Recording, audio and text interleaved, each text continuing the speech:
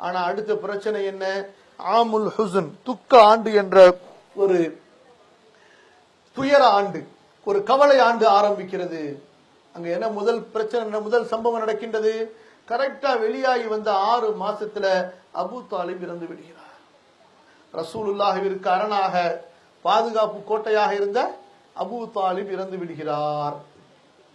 அந்த துக்கத்தில் ரசூல் ஸல்லல்லாஹு அலைஹி வஸல்லம் அவர்கள் இருந்து கொண்டிருக்க, சரியாக 2 மாதங்கள் கழித்து ரமதான் மாசத்துல தன்னுடைய 65வது வயதிலே நம்முடைய தாய் அன்னை ஹதீஜா ரலியல்லாஹு அன்ஹா அவர்கள் அல்லாஹ்வின் தூதர் ஸல்லல்லாஹு அலைஹி வஸல்லம் அவர்களை விட்டு பிரிகிறார்கள்.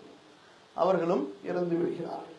ரசூல் ஸல்லல்லாஹு அலைஹி வஸல்லம் சொன்னாங்க, நான் பல மனைவிகளை கட்டினேன், பல மனைவிகளை திருமணம் செய்தேன், ஹதீஜாவை போன்று எனக்கு யார் இருப்பார்கள்? தன் சொத்திலே செல்வத்திலே தன்னை சேர்த்து கொண்டார். நான் துக்கப்பட்ட போது எனக்கு மகிழ்ச்சியூட்டினார், என்னை ஆதரித்தார், அரவணைத்தார்.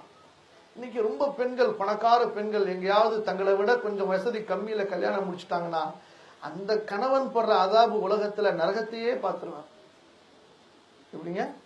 கொஞ்சம் வசதி கம்மியான இடத்துல மாப்பிள்ள வசதி கொஞ்சம் அதிகமா உள்ள பொண்ணு வீட்டுக்கு எப்படியாவது ஒரு தர்ம சங்கடமான நிலைமை, இவருக்கு தர்ம சங்கடமோ குடும்பத்துக்கு தர்ம சங்கடமோ அல்லது இப்படி ஒரு இழிச்சவாய மாட்டினா தான் நமக்கு சும்மா இருப்பான் அப்படின்னு ஒரு திட்டமோ ஏதோ ஒரு வகையில உள்ளார போயிட்டான்னா அந்த வீட்டுல உள்ள நாயை விட செருப்பை விட அவன் கேவலப்பட்டு ஒவ்வொரு நாளும் உள்ளத்திலேயே அழுது அழுது புழுங்கி புழுங்கி அவன் மௌத்தா போயிட மாட்டாமா, இதை விட்டு ஒண்ணு இவளோ அல்லது நம்மவோ.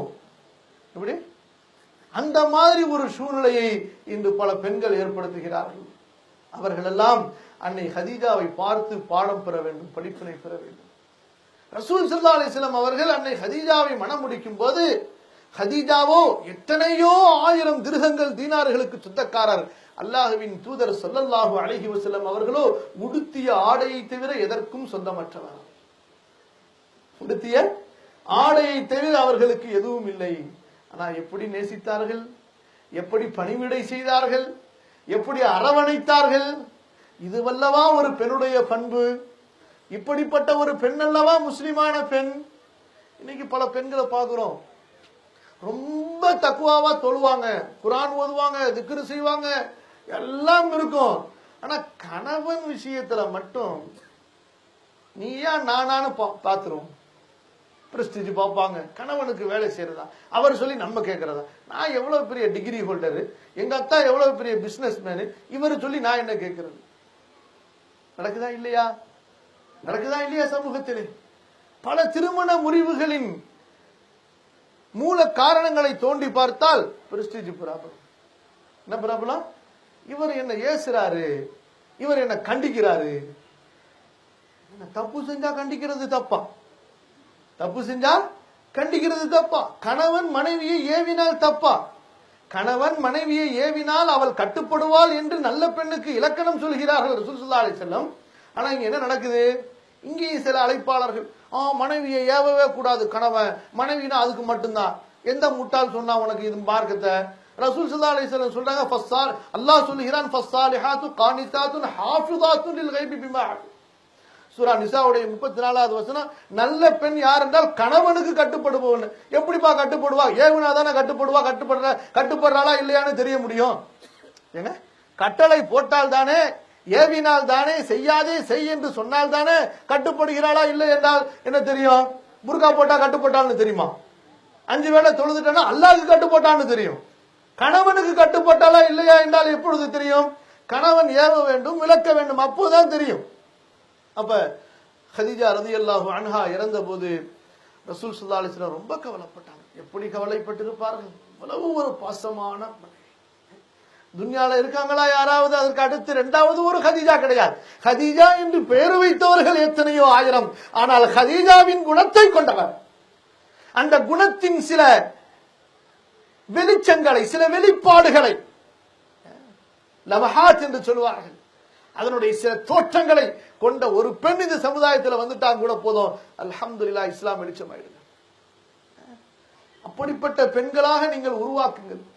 உங்களுடைய பிள்ளைகளை முதல்ல உருவாக்குங்க. அப்பதான் உங்க பிள்ளைக்கு அப்படி ஒரு ஹதீஜா கிடைப்பான். உங்க சகோதரியை அப்படி உருவாக்குங்க, அப்பதான் உங்க அண்ணன் தம்பிக்கு அப்படி ஒரு கதீஜா கிடைப்பாங்க. இவர் என்ன செய்வாரு, தான் பிள்ளைய தருதலையா விட்டுருவாரு, தான் அக்கா தங்கச்சிய தருதலையா விட்டுருவாரு. ஆனா தனக்கு மட்டும் நல்ல சாலிஹா தக்குவா உள்ள கதீஜா ஒண்ணு கிடைக்கணும்னு நினைப்பாரு. எப்படி தான் மகளை வளர்க்க மாட்டாரு அப்படி, ஆனா தான் மகனுக்கு மட்டும் தஹஜ்ஜுத் தொழுகிற ஒரு பொண்ணு வேணும். இங்க இவ மக சுபுஹே தொழாம தூங்கிட்டு இருப்பான். எப்படி இவர் மக சுபுஹே தொழுகாம தூங்கிட்டு இருப்பா, இவர் மகனுக்கு மருமக எப்படி கிடைக்கணுமா, தஹஜ்ஜுத் தொழுகிற கிடைக்கணுமா. இங்க இவர் மக புர்கா போடாம ஹிஜாபு போடாம எல்லாம் செஞ்சுக்கிட்டு இருப்பா, வர்ற பொண்ணு மட்டும் ஹிஜாபு போட்டு வீட்டு ரூம்லயே இருக்கணுமா. அது என்ன யார் ரெண்டு கண்ணு உனக்கு, இந்த ரெண்டு கண்ணு ரெண்டு மாதிரி பாக்குறதுக்கா? யோசிச்சு பாருங்க, என்ன சமூகத்தில் இப்படி முரண்பாடான நிலைமை. உங்கள் மகளை அப்படி உருவாக்கினால் உங்களுக்கு மருமகளாக வருபவள் அப்படி வருவாள். எல்லாம் அப்படித்தான். அங்க இருந்தா கனெக்ஷன் பண்ண முடியும். நம்ம மருமகளை நம்ம வீட்லயே செய்ய முடியும்? செய்ய முடியாது. உன் மகளை நீ உருவாக்கினால் அவள் மருமகளாக அங்கே மாறுவாள். அவர் மகளை உருவாக்கினால் உனக்கு மருமகளாக வருவாள். இதுதானங்க எக்ஸ்சேஞ்ச் தானங்க லைஃப். சரி, அடுத்து போவோம். அப்ப பிரச்சனை என்ன? கதீஜா ரலியல்லாஹு அன்ஹா இறந்தவுடன் ரசூல் ஸல்லல்லாஹு அலைஹி வஸல்லம் ரொம்ப கவலை நினைச்சலாம் ரசூல் ஸல்லல்லாஹு அலைஹி வஸல்லம் கதீஜாவை பத்தி பேசியிருக்கிறாங்க. ஆயிஷா ரலியல்லாஹு அன்ஹாவுக்கு கொஞ்சம் கோபம் கூட வந்துச்சு, கொஞ்சம் வருத்தம். என்ன எப்ப பார்த்தாலும் கதீஜாவை பத்தியே பேசுறீங்களே அப்படின்னு சொல்லிட்டு.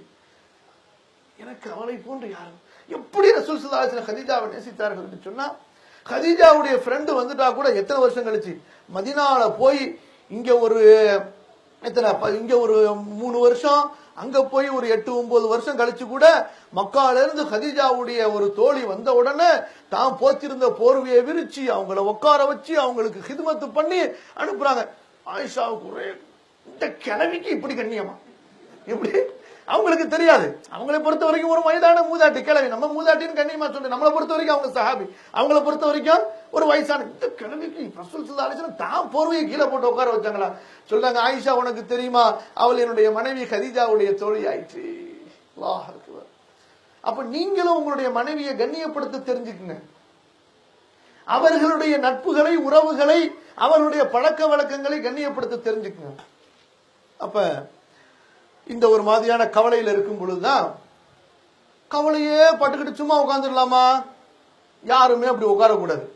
எவ்வளவுதான் நல்ல மனைவியா இருந்தாலும், என் மனைவி மௌத்தா போயிட்டா அவளை நினைச்சுக்கிட்டே நான் இருந்துருவேன் நீங்க நினைக்க கூடாது. ரசூல் ஸல்லல்லாஹு அலைஹி வஸல்லம் இருந்தாங்களா அப்படி? அப்ப ரசூல் ஸல்லல்லாஹு அலைஹி வஸல்லம் எத்தனை வயசு? எத்தனை வயசு?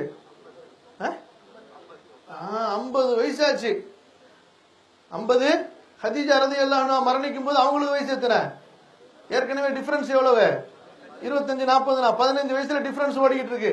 அப்படி இருந்து அவ்வளவு நேசத்தோட அத்தனை பிள்ளைங்களை பெற்று வளர்ந்தாங்க. 50 வயசுல கல்யாணம் பண்ணா என்ன சொல்லுவாங்க? என்ன சொல்லுவாங்க? நல்லவன்னு சொல்லுவாங்க. நல்லவங்க என்ன சொல்லுவாங்க?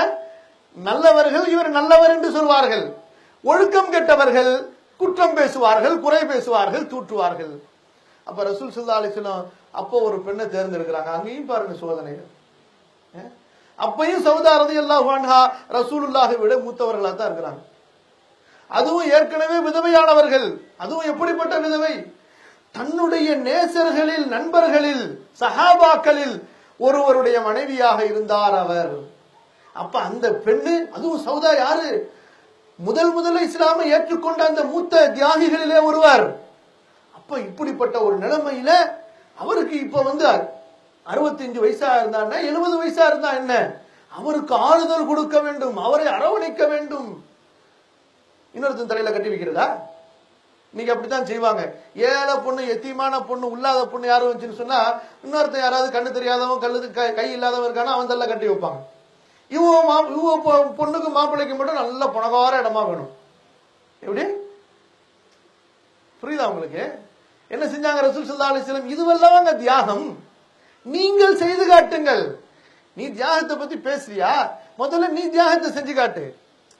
உன் குடும்பத்திலே நீ புரட்சியை ஏற்படுத்தி காட்டு. என்ன செஞ்சாங்க ரசூல் ஸல்லல்லாஹு அலைஹி வஸல்லம்?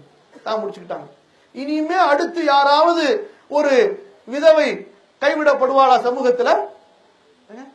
நபிய தன்னை விட இத்தனை வயசு மூத்த உள்ள ஒரு பெண்ணு அதுவும் கருப்பா உள்ளவங்க, உடம்பு வேற குண்டா உள்ளவங்க. சௌதா ரலியல்லாஹு அன்ஹா அப்படி அவர்கள் ஆதரித்தார்கள் என்றால் நாம அப்படித்தானே செய்யணும். தலைவர் எவ்வளியோ அவ்வளிதானங்க தொண்டனும் போவான். சரி, இதெல்லாம் அடுத்த விஷயங்கள்.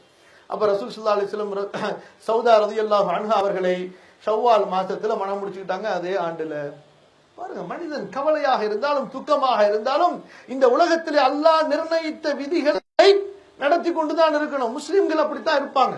காலையில மூத்தா போயிட்டாங்க, அன்னைக்கு சாயந்தரம் வீட்டுல கல்யாணம் வச்சிருந்தாங்க, ஓ மூத்தா போயிட்டாரா, கல்யாணம் எப்படி வைக்கிறது? காஃபிர்களுடைய பழக்கம் அது. அது மௌத்து, அது ஒரு தனி சப்ஜெக்ட். இது கல்யாணம், இது ஒரு தனி சப்ஜெக்ட். அவ்வளவுதான்.